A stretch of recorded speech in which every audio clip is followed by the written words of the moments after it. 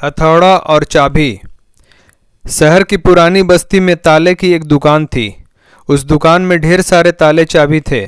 लोग ताले खरीदने वहां आते। कभी कभी मुख्य चाबी गुम हो जाने पर डुप्लीकेट चाबी बनवाने भी उस दुकान पर आते। उसी दुकान में कोने में एक मजबूत हथौड़ा भी पड़ा हुआ था जो ताला तोड़ने के काम आता था, लेकिन उसका प्रयोग कभी कभार ही होता था।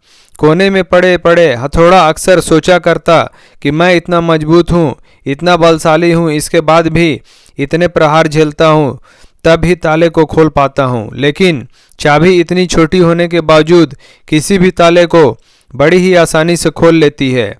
ऐसा क्या है इस छोटी सी चाबी में? एक दिन जब दुकान बंद हुई तो उससे रहा ना गया। उसने चाबी से पूछ ही लिया, चाबी बहन, मैं बहुत दिनों से एक बात सोच रहा था, किंतु बहुत सोचने के बाद भी मैं किसी निष्कर्ष पर नहीं पहुंच पाया। क्या तुम मेरे एक सवाल का जवाब देकर मुझे निष्कर्ष तक पहुंचने में मदद कर सकती हो? पूछो भाई, बन पड़ा तो तुम्हारे सवाल का जवाब मैं तुम्हें अवश्य दूंगी, चाबी नम्रता से बोली।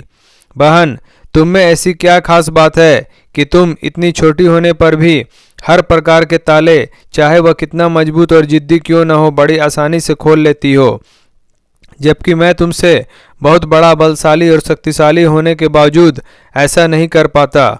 मुझसे ताला खोलने में बहुत मेहनत लगती है और कई बार प्रयास करने के बाद ही ताला टूटता है। चाबी मुस्कुराई और बोली, बहुत ही साधारण सी बात है हथौड़े भाई। तुम ताले पर प्रहार करते हो, इस तरह तुम उस पर बल का प्रयोग करते हो और खोलने के प्रयास में उसे चोट पहुंचाते हो।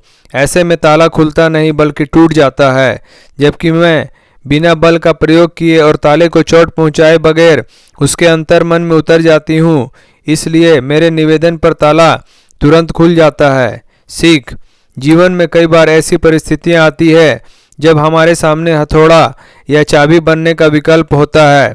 किसी का दिल जीतना है तो उसे हथौड़ा बनकर जोर जबरदस्ती से नहीं जीता जा सकता, बल्कि चाबी की तरह उसके दिल में उतर कर जीता जाता है। इसी प्रकार किसी से कोई काम करवाना हो तो डरा धमकाकर और जबरदस्ती दबाव डालकर भी काम करवाया जा सकता है, लेकिन ऐसे में कार्य के प्रति उत्साह और समर्पण भावना नगण्य रहेगी। यदि किसी के दिल में कार्य के प्रति समर्पण भावना जागृत कर उसे उत्साहित कर कार्य करवाया जाए तो कार्य मन लगाकर और समर्पण से किया जाएगा और ऐसे में कार्य बेहतर होगा और परिणाम भी बेहतर प्राप्त होगा। दोस्तों, आपको हमारा वीडियो पसंद आया हो तो लाइक करें, शेयर करें, सब्सक्राइब करें और बेल आइकन जरूर दबाएं। धन्यवाद।